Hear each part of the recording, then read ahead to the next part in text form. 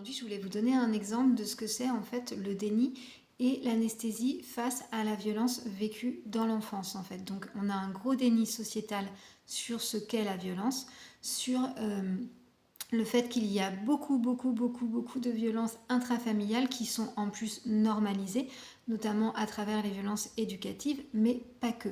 Je vous donne un exemple. Un homme qui vient en séance, qui pourtant a déjà fait de nombreuses thérapies, mais il ressent toujours un mal-être, etc. Et donc, il me dit que non, il n'a pas vécu de violence, etc. Bon, ça, c'est classique.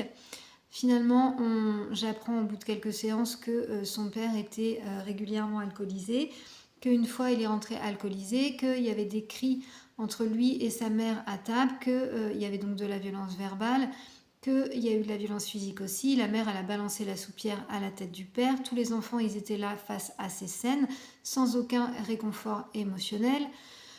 Ensuite, un autre soir, il arrive bourré, le père, et du coup, la mère, elle engouffre ses enfants dans la voiture en pleine nuit.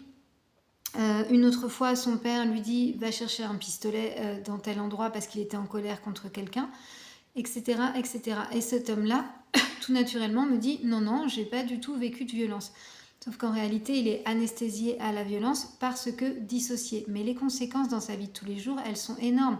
Coupure de soi et de ses émotions, coupure avec les autres, etc., etc.